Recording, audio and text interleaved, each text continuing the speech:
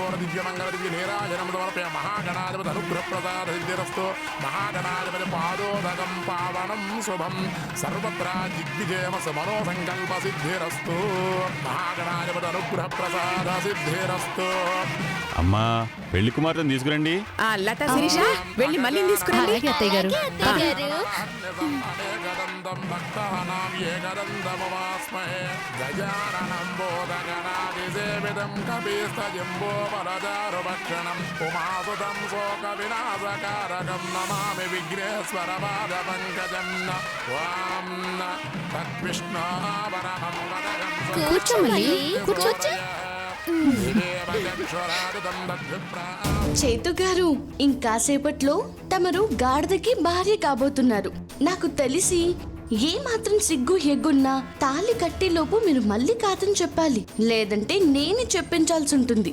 చూద్దాం మీ అంతట మీరు చెప్తారు, నాతో చెప్పిస్తారు. నీకు మొగుండైన పాపానికి ఈ అట్టగాడికి పెళ్ళనవ్వాల్సి వస్తుంది. అంతా నా కర్మ. ఈ ఆస్తి మా చేతికి రావాలి, అప్పుడు చెప్తానే నీ సంగతి.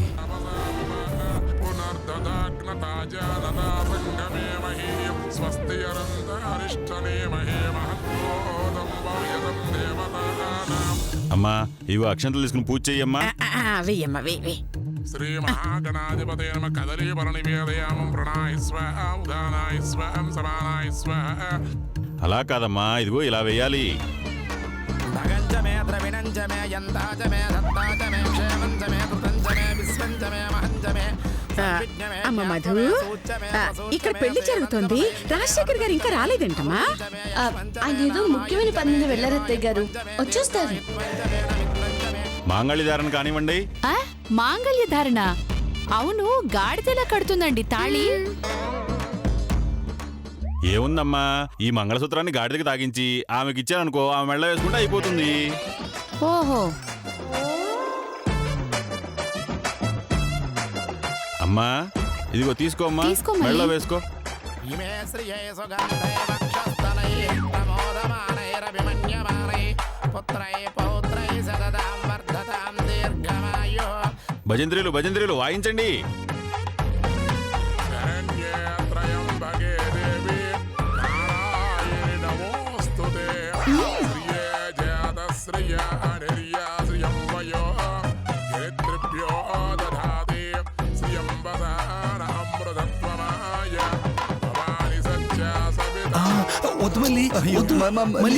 వేసుకో మళ్ళీ, వేసుకో మళ్ళీ.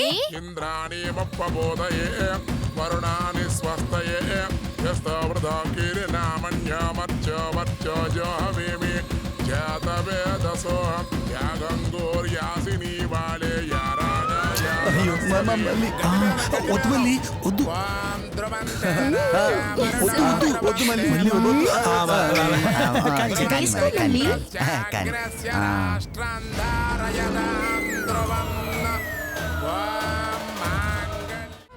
పోలీసులా? ఈ మాయలాడి మల్లిని అరెస్ట్ చేయించడానికి మేమే తీసుకొచ్చాం.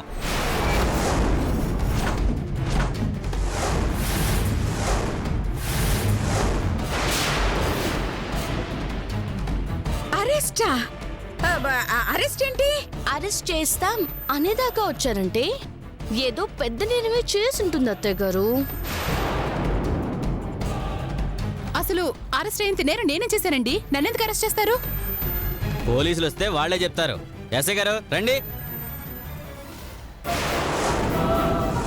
ఈ మల్లి ఎలాంటిదో, ఎన్ని మోసాలు చేసిందో, ఎన్ని నేరాలు చేసి ఇక్కడికి వచ్చిందో చెప్పండి సార్. అవును, ఈ మల్లి పెద్ద కిలాడి, ఆంటీ, చీటర్, క్రిమినల్. దీనికోసం 5 రాష్ట్రాల పోలీసులు వెతుకుతున్నారంటే అర్థం చేసుకోండి ఇది ఎంత పెద్ద కిలాడియో.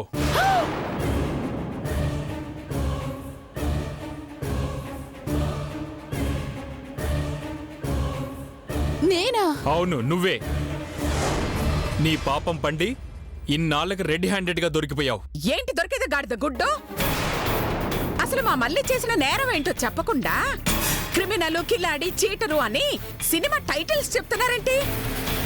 మళ్ళీ చూసిన మాయ పనుల గురించి మా అత్తయ్య గారు వినాలని తెగ ఆరాటపడుతున్నారు. ఒకసారి చెప్పండి ఎస్ఐ గారు.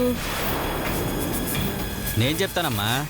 ఇది అందమైన చీరలు కట్టడం, డబ్బున్న కుర్రాళ్ళకి వలవేయటం, ప్రేమ పేరుతో వాళ్ళని పెళ్లి చేసుకోవటం, నెల గడవక ముందే వాళ్ళకి విడాకులు ఇవ్వటం.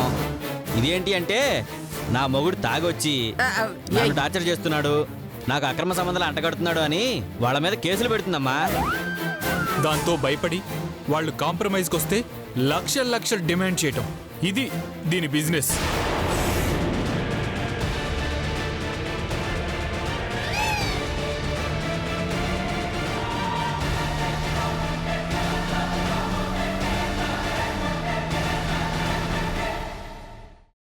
ఏయ్, ఎవరిని చూసి ఎవరనుకుంటున్నారు? మా మళ్ళీ నిప్పు లాంటి పిల్ల. నా మాట కాదనకుండా ఈ పెళ్లి చేసుకుంటోందే తప్ప నిజానికి తనకి ఈ పెళ్ళంటేనే ఇష్టం లేదు. ఎందుకు ఇష్టం ఉంటుంది? ఇప్పటికీ అది 100 పెళ్లిళ్ళు చేసుకుంది కదా.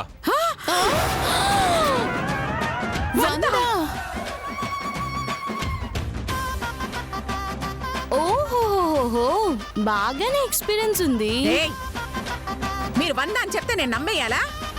మీరు చెప్పేవన్నీ నిజాలు అనడానికి సాక్ష్యం ఏంటి?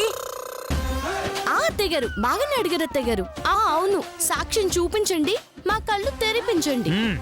అలాగే, ఇదిగోండి చూడండి, మీరే చూడండి.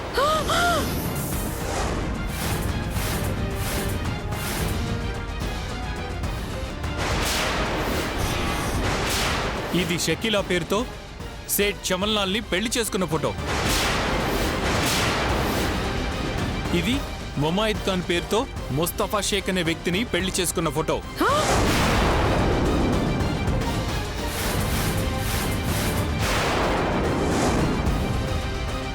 ఇలా దీని అకౌంట్లో చాలా మంది బలయ్యారు. అవును, పెళ్లి చేసుకోవటం, విడిపోవటం. ఇలాగే నా కొడుకును కూడా పెళ్లి చేసుకుని విడాకులు ఇమ్మంది. భరణం కింద నా ఆస్తిలో సగం వాటా ఇమ్మంది.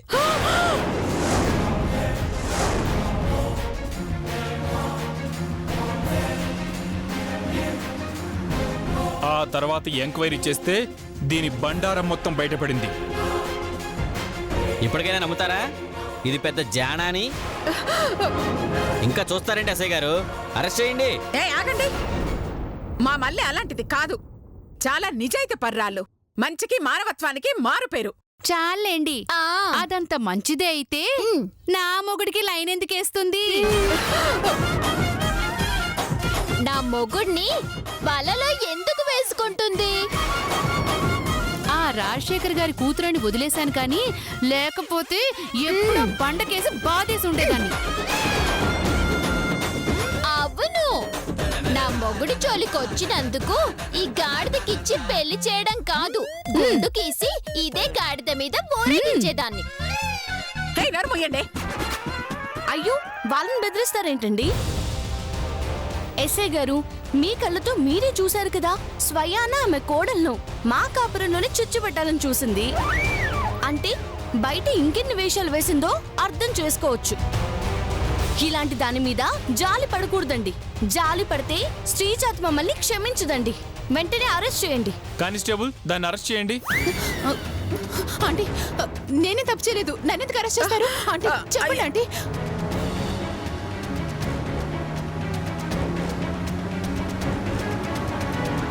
నాకే పాపం తెలియదు, చెప్పండి ఆంటీ. మీరేమైనా చెప్పుకోవాలనుకుంటే కోర్టుకు వచ్చి చెప్పుకోండి. అయ్యయ్యో, చెప్పండి. కుదరదు. మినిమం 10 ఏళ్ళు శిక్ష వేస్తే గానీ నా టార్గెట్ పూర్తవదు.